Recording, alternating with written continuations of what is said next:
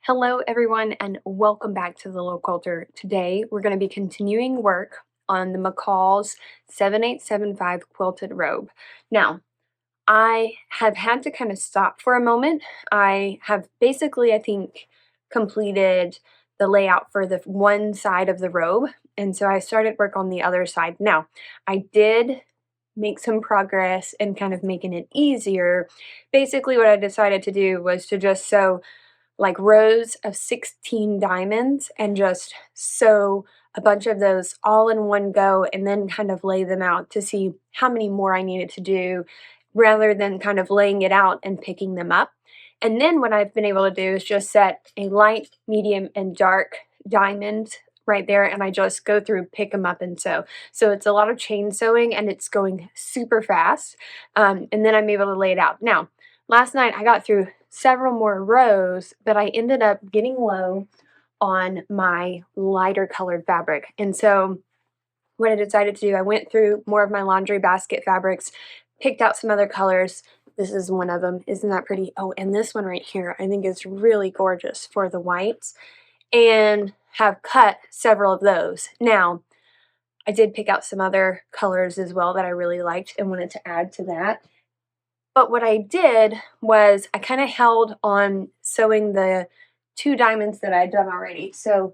These these are one I've already sewn together that includes some of the fabrics that I used on the first side. And I got nervous that if I just cut a whole bunch of new fabric, not that it would be totally noticeable, but my worry was, would it be obvious that none of the patterns on the front are incorporated in the back? And then I got worried about, well, then when I do the bodice. So what I've done is I'm planning on cutting quite a few more diamonds, which I'm a little bit sad because I wanted to do a lot of sewing today and hopefully make a lot of progress in getting that part done so I can go to the next step. But this way I can cut some new diamonds, but I can incorporate them into the stash that I already have cut. So hopefully we still get some of those fabrics picked up in the rest of the robe. So I did underestimate. I thought I had a lot of diamonds, and then basically that was like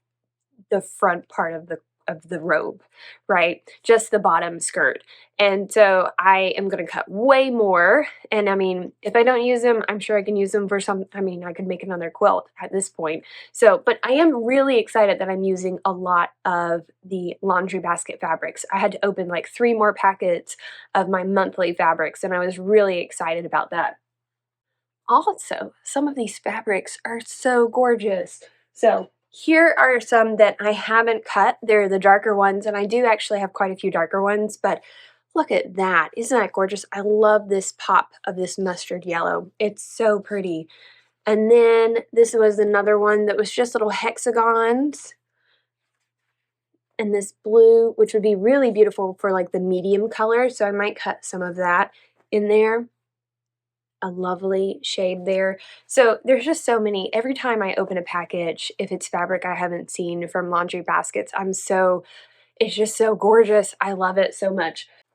Now, I do have a whole stack of basically light fabrics that I'm going to cut to add in to my little pile of diamonds, but I have also went back through and picked out some of the light fabric that I can cut more diamonds of that to also incorporate in there, because I basically used like all but, I don't know, 10. And so then I got nervous. Well, they're going to be totally different. So we're going to go ahead and cut some of these. And I've got to iron and cut some of these. Thankfully, it goes fairly fast, and these are already ironed, so I just have to cut the diamonds from them, which makes this even faster. Okay, let's jump into it, see how much we can get done, because I want to get to some sewing today. I want to have a good long day of sewing, so here we go.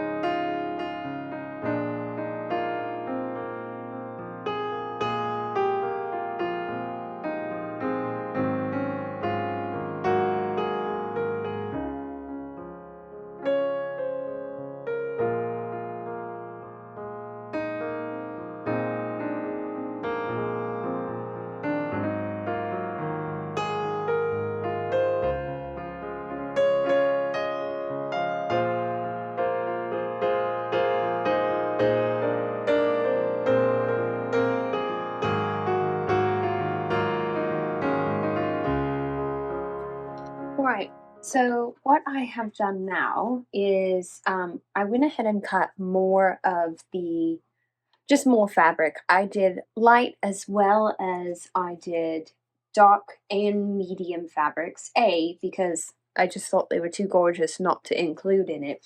And B, because I felt like I was starting to get a lot of repeats in my dark fabric. And like I said before, I didn't want to get to a point where I was using completely new fabric for one portion of the robe. I want to try and make sure that it's at least got some fabric from every single piece so that it just looks a little bit more consistent rather than, you know, totally different every single time. So what I have now is I have this stack of twos, and then I have another stack of the sort of um, the first cut in, and then I have an original stack. And so what I'm going to do is pick from all of these to create new. Now, I haven't sewn together any lines of the or any of the columns for the back part of the robe, so I can still sort of integrate these into it as well, which again is going to help to sort of mishmash it all together, make it look scrappy but also cohesive. So let's go ahead and start pulling from these. And I think I'm really going to love this one because I really like some of the fabrics in this line. So let's get to it.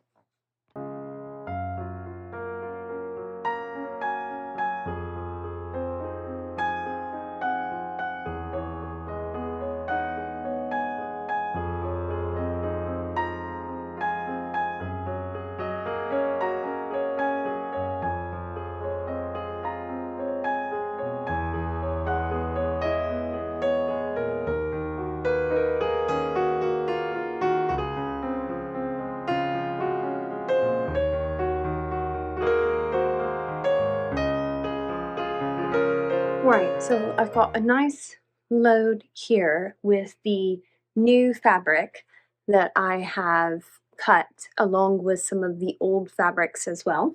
And then we've got this lovely list as well here. So I'm going to go ahead and lay out to see how I'm doing, how many more strips do I need to make in order to do the front of the robe. We're going to alternate some of these newer fabrics in with these older ones so that again we get that cohesive look, all right? So let's do that.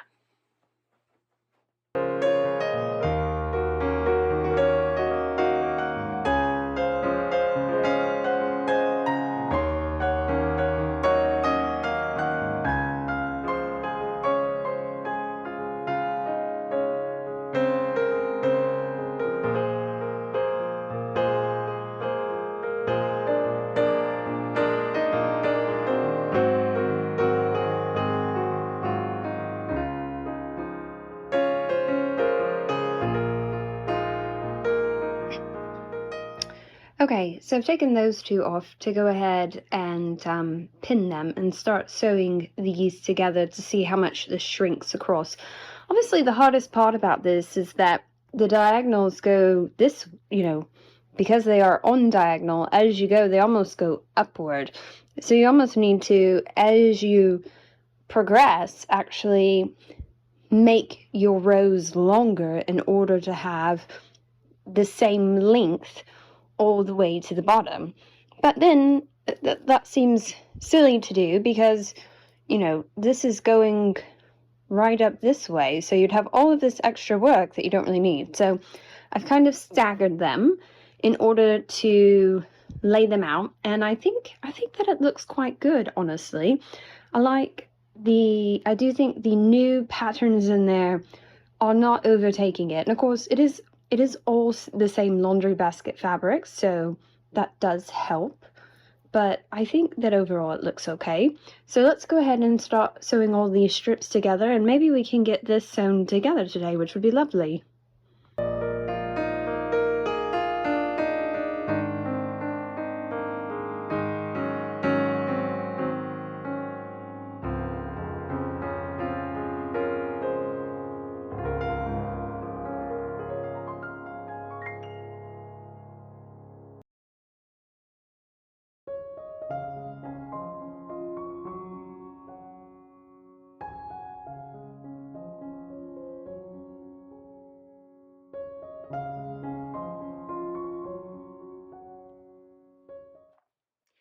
Hello, everyone, and welcome back to the Little Quilter.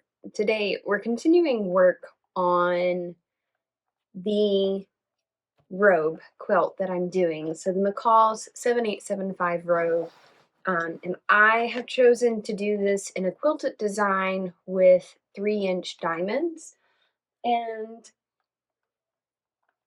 I have spent the last several days, I'm not really sure actually where I'm at with what I have actually filmed. So if this is a little bit of a recap for an early part of the video, I do apologize. But basically, I have never sewn a project before. Well, I've never sewn a piece of clothing before, right? I've done many quilts and in many different sizes, but I have never done an actual clothing item. And so I do think it was, it's a bit of an undertaking that I have done and maybe a little bit crazy to have done. But when I was cutting the pattern, I knew that I was going to be doing a lining.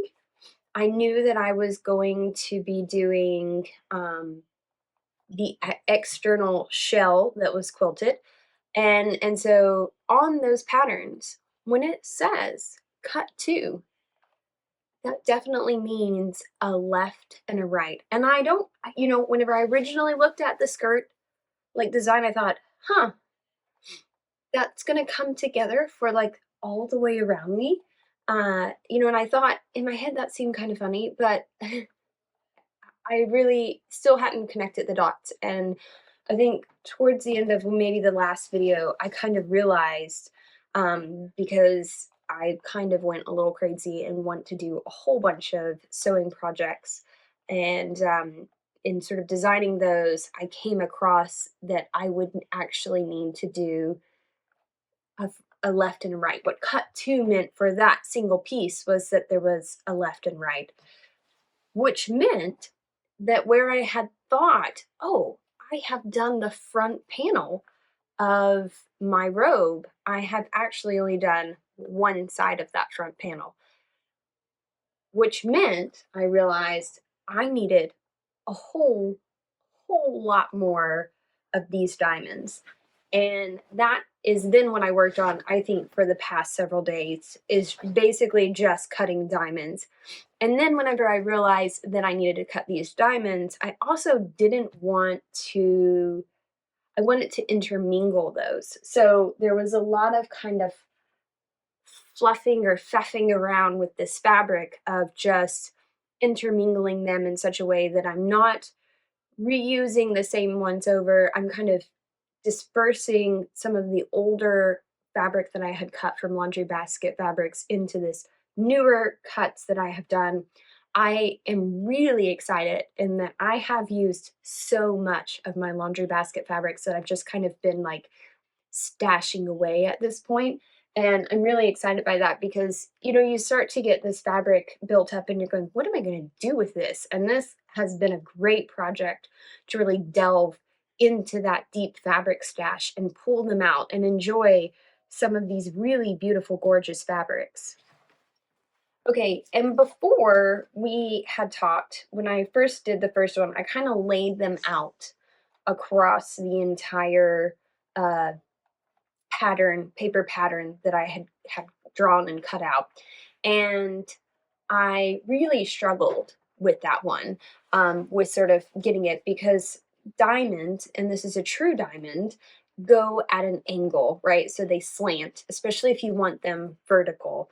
And so because I'm using this true diamond pattern, once I actually sewed a lot of them together, the original layout that I had done was really not the same in a sad way. So what I decided to do to kind of help myself, I don't know if you hear the rain, but we're being rained on right now, and I can see it through the skylights, which is really nice for me and hopefully not a horrible volume issue for you all. But what I did to help myself with this second one, especially once I realized, oh my gosh, not only do I have to do that one more time, I've actually got to do it 3 more times, right? Because I have to make a left and right front panel, a left and right back panel to make the entire skirt. And I just thought, this is going to take forever, you know, like I'm never going to finish this. And so what I realized was I just needed to take all of my stacks of fabric over here, and I just needed to lay them out in light, medium, dark, and start sewing them together. You know, the great thing about doing this in a scrappy manner, but also with all the same fabric, as I've said before, is that you really get no bad look to it. They all go together so well, and even when you have a big bright pop of color or, you know, a really muted tone, it looks really good. And then alternating them between the light, medium, and dark allows for that color gradient where it looks good. Now, you all know I struggle with laying things out and then actually keeping them in that manner, right? That is something that I really do struggle. So I also haven't really stressed over that too much. So, you know, I've sewn a couple of these strips together where I haven't laid it out on there. You know, I can either, when I put them down, I can either flip them this way or this way, slide them up or down to adjust for it. But I have a whole strip done in a fairly quick manner, which is really is nice because it's helping it to come together a lot faster. And what I've been doing is sewing them essentially 2 at a time, right? And then I can quickly sew those 2 together, and then I've got a set of 4, and that comes together so much faster than how I was doing of picking them up. You know, I can just sit here and sew for 30 minutes and have this big of a stack to do, you know, and that's at least 2-3 strips already done in the sense of 2 at a time. So it is really nice. It is a really nice way to quilt it, and it really has made it come together much faster. All right, so now that I've got those done, and we've talked about the design of the quilt, and we've talked about the diamonds, and we've talked about the fabric. Let's talk a little bit about the notions and actually putting this together. I am using a lot of glass pins for this project because sewing these diamonds, so essentially sewing them 2 at a time in a row, and sewing those, you then, when you go to stick these together, you have got to pin. If you don't pin, your seams are not going to line up, right? And there's a really easy trick when sewing diamonds of how to line them up. So you essentially just look at the dog ears on each edge of the quilt, or of the quilt top. So you look at the dog ears and you line the dog ears up. And it's easy as that, and that's how you line them up. So I don't cut those out. I leave those on, and then whenever you go to iron it, you can certainly iron it in one direction, but I do think ironing it open, helps for every single area that you sew together. So whether you're sorry, there went the rotary cutter. So I think leaving the dog ears, sewing the lines open will just help you have an easier time sewing, or sewing the seams open. The other reason I'm sewing the seams open is because, again, this is going to be a robe, and so I want those to be as flat as possible once the lining is on there. So I don't want a big, bulky seam coming at me, you know, and I mean, you know, you're going to get seams whenever you sew a quilt together, and sometimes you can't help that they are bulky. You know, there's no real saving the sort of corner or diamond point because there's 4 fabrics coming together there. It's a little bit bulky, but at least pressing them open will help to minimize that bulkiness. And then some people get worried about them coming apart because you're pressing them open. And I have never really seen that on any of my quilts, and I honestly press a lot of my seams open on quilt patterns, whether the pattern recommends it or not. Most of the time I'm pressing them open. and I've not had that issue with any of my quilts coming apart. The other side of it is we're quilting it. So as long as you're putting a pattern on this, you're going across the entire quilt, and that's going to help, again, hold the stitches together. So it's like adding extra glue on top of it. So yes, but the pins in this instance have been really helpful. And essentially what I will try and do is I will try and sew as many together as possible. And then I will basically pin until I run out of pins, go back to the sewing machine, sew. But I'm trying to sort of finish these little pieces so I can kind of lay out the piece onto my pattern and see how much is left. So that's why I've only done these, and then I'm probably going to sew these two pieces together, and I'll have a pretty nice large piece to look at. So I'm going to go ahead and do that. I'm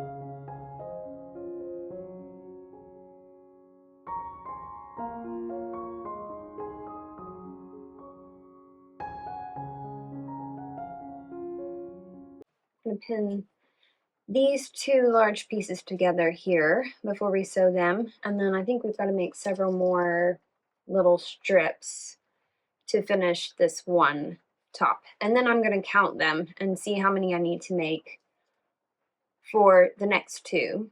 And I'm hoping that that will go a lot faster and still look just as beautiful. But let's also talk about grain line. So I asked you guys about grain line in one of the other videos because I realized as I was laying this quilt skirt out onto the fabric that there was this notion of grain line along the fabric pattern.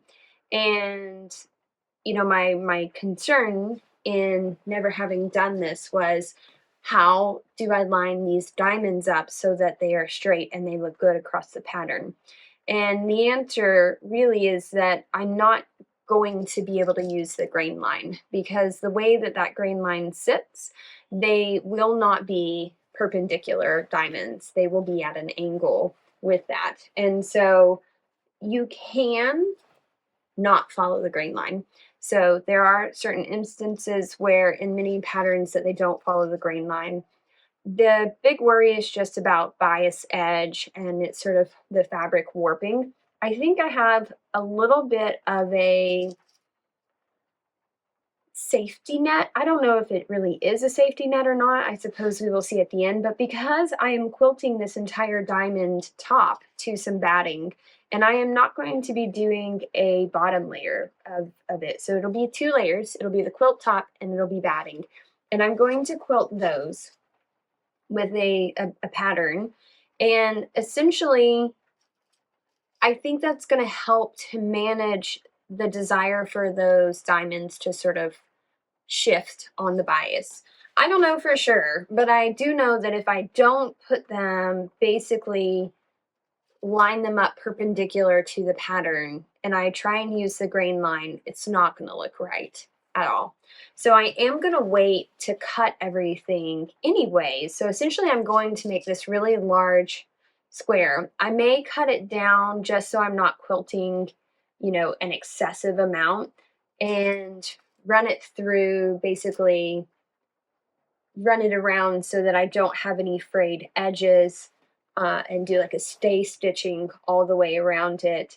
But I'm not going to actually cut according to the paper pattern until the quilting is done, and I can ensure that I can line everything up just the way that I want it to. So it is going to be, although I'm using the paper patterns right now to make sure that I have enough overage on this, I'm not actually going to be cutting or really doing anything else with those paper patterns for quite a bit of time, because I've got to get all of these diamonds done.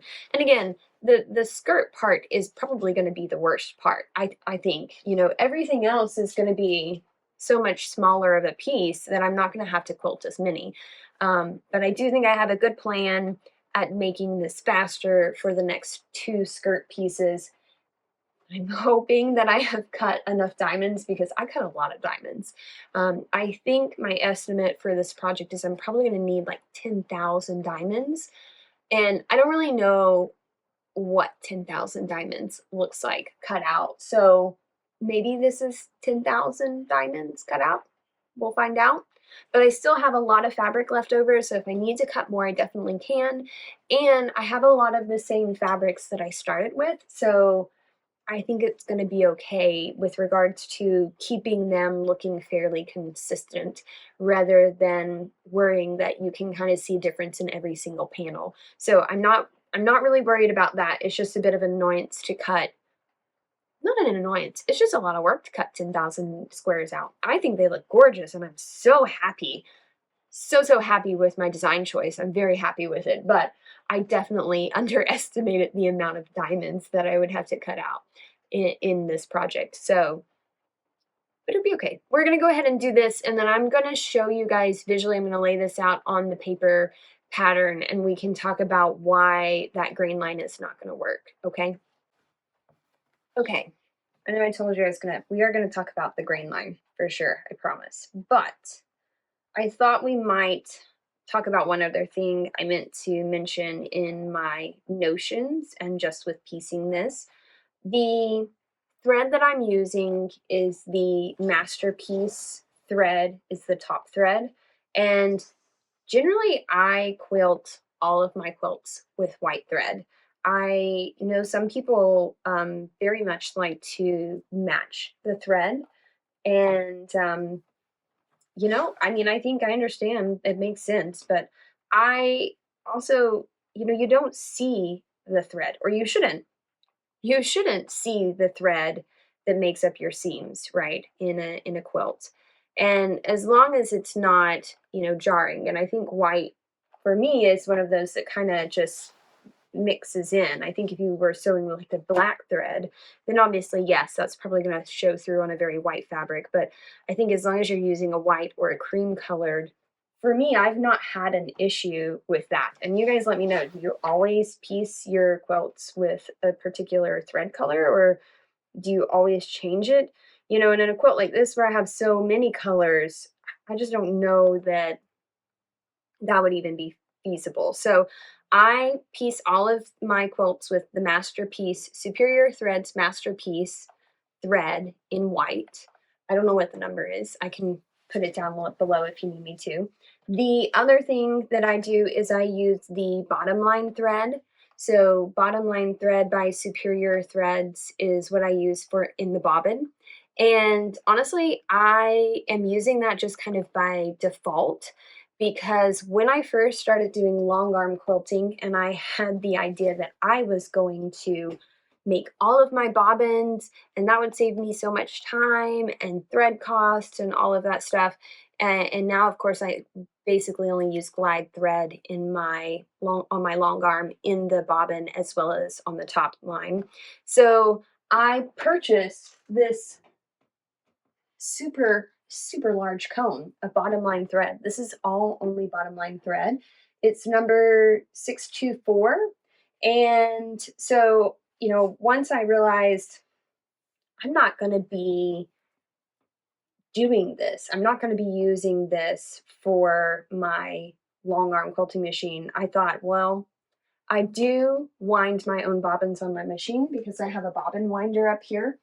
And what better way to use it than that? So, I mean, I'll probably have bottom line thread for the next 5 years, maybe probably longer than that. I probably want to buy another one for like a decade. So I've definitely been doing that. The other thing I wanted to mention whenever I'm piecing, like I said, or when I'm ironing, I've already said that I iron all of this open, and you can see that here. What you can't really tell in the ironing because I don't really lift it up that far, but I'm not sliding the iron across the quilt. I am piecing it, or I'm flattening it, and then I move it up and actually lift it off of the fabric and set it back down. And you really want to be careful with that with diamonds or any others that are kind of cut on the bias because they're stretchy and you could stretch it. And we don't want to stretch it is really where we're at, because then it's going to make it look wonky. And then especially because on a bed, you might not notice that really and truly. At the end of the day, it may not be that noticeable, but on a piece of fabric that we're going to wear, I think if you're really stretching those out, it's gonna be really, really noticeable. So that is another thing that I'm doing. Now, let's go ahead and lay this out on our fabric paper and see where we're at. Okay, hopefully we can see this pretty well here. So I have the entire fabric laid out, and you can see how it's kind of a wonky little cut that we've got going on, how we're definitely going to have some overage here, but we want that because as we quilt this, it's going to shrink a little bit, and it gives us room to sort of cut around this whole piece and still have enough. But I will probably go through, like, most of this can probably be cut off. I think as long as I have one or two there. So most of this I'll probably cut off, and like way over here I'll probably cut off so that I don't just have to quilt more than I need to. Now, I'm probably going to sort of set it up this way so that this looks pretty on point. So if we look at sort of that center one, this goes all the way down. The diamonds are going all the way down in a vertical seam here, so that when this is set up right, again, you'll have the vertical seam of those diamonds. You can't do it on the grain line. So on the grain line on the pattern where it says to follow it, this arrow right here is the grain line.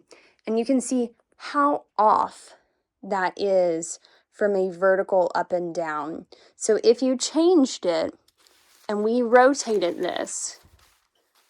this way, okay, and we rotated it so that this grain line was going this way, or let's say you even rotated it further and you made them go, because most people would say you would want it to go in on diamond point, right, is how you would want to do that, which is honestly kind of difficult to do here. Let's see, maybe because I'm looking at it through the camera. There we go-ish. Right, so now this is on grain line with the points going through the grain line, and I mean that's not even close to being vertical at all. And so I can't follow the grain line. You just can't do that. So we're gonna have to sort of figure it out in a way, and I think the way that I had it a minute ago, and I can sort of measure inward, and then I think what I'll do is kind of measure inward on either side and kind of line those up on the center on one of these so that we get a half diamond. You're going to end up with a little bit of a weirdness on either edge here, but you know, I'm hoping that it won't be as noticeable once the piece is actually sewn together. And again, we can try and match that up along the bodice so that we have that same style of pattern going there. So that's my plan for the grain line. That's why we're not following the grain line on the pattern. And I did honestly do some research and found that there are patterns out there where you don't follow the grain line, and it's okay. So we're probably going to scooch this over so I have a little bit more here. So I'm definitely going to have to add maybe 3 or 4 more rows to this over here. I've already got 2 done, so I can use those. I'm going to go ahead and stitch 2 more, and then this piece will be done. And I'll be able to count them up and see where we're at of how many across I need to do for the next one.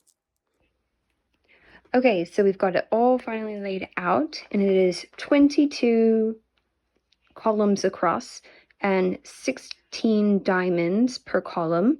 And I think we have got enough. The next time I do this, I might move like this row down a little bit more.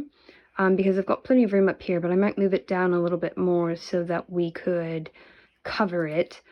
I obviously could maybe kind of stagger some of these across, so I might kind of go through and count. Is there a way to do this? But remember, the problem is that when we sew them, even though it looks like this, we're actually sewing it like this. So it is a little bit harder to sort of know where it's going to go, but I think I could do a little bit more finagling so that it's not so close on kind of this end and this end, where we could move some stuff down and move some stuff up as we get to this wide part right here, I suppose. But that is that done. So now we've just got to do 2 more.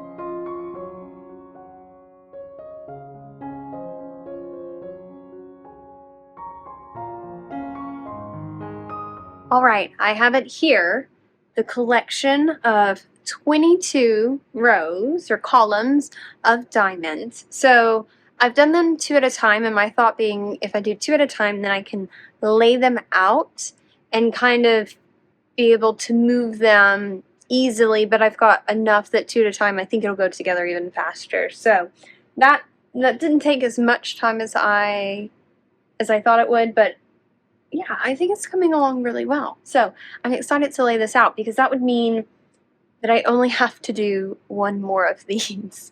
So fingers crossed we can get this one done here soon.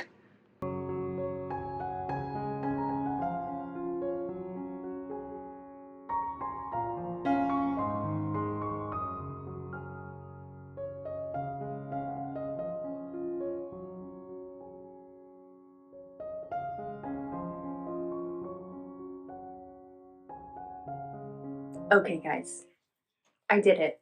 I didn't know if I was going to do it this week and finish it, but I actually did because we were in Canada earlier, not earlier, at the end of last week we were in Canada, so that was usually one of my days off that I can really get a lot of work done, and so I didn't get to do that. So I have been busting it trying to get this done for you guys, and this is the last one, pressed and everything. And oh my gosh, this went together so much better. This guy, look at it.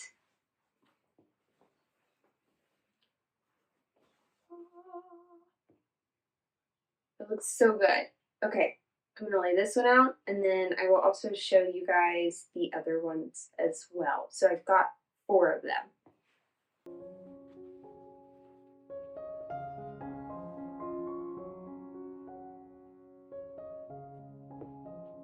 So that's 1. Then we've got 2. Then this one is a little hard for you guys to see.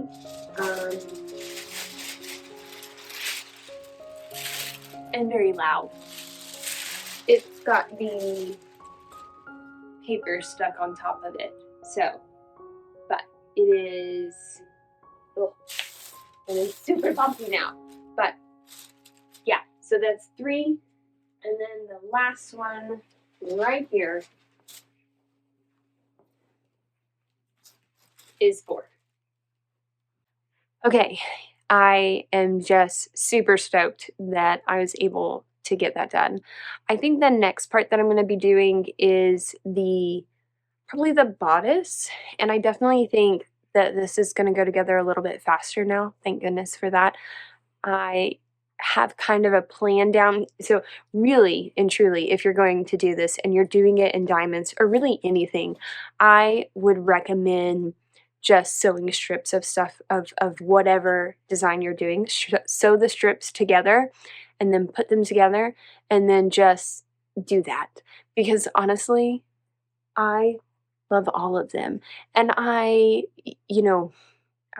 goal was to do like a light, medium, dark, light, medium, dark to give it this sort of, very scrappy design without having too many darks and too many lights together. But honestly, it's scrappy and it's laundry basket fabrics. They're all the same designer, so everything flows really well together, even if there's 2 together. And I will tell you this, at some point, you're gonna have 2 of the same color together. I don't care what quilt you're doing.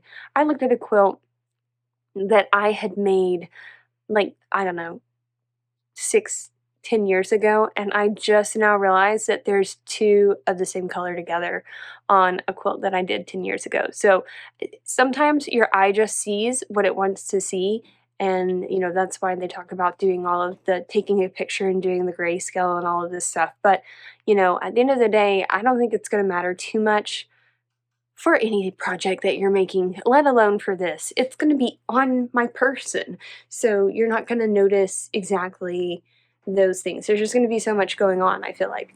So, yeah, I'm really excited, guys. I have completed all of the quilt tops for the skirt bottom of the robe. So, I know it's been a moment. Hopefully, like I said, the next part will go faster, and I hope you guys are enjoying it. I know this was kind of a long video and a lot of talking, but I do think there were just some talking points that we needed to go over about thread and bobbin and all those type of things, just in case you were wanting to do this, yourself, whether with this pattern or another one. I just think it's good to kind of go over those because there are a lot of ways that you could do this. So this is the way I'm doing it. As always, I hope that you guys have enjoyed it. Don't forget to like, comment, subscribe down below. Give me all of your tips and tricks and information on seamstressing stuff. That's hard to say. And I look forward to seeing you guys next time and hopefully making some good progress on the bodice of this McCalls 7875 robe. Y'all have a great day. Bye.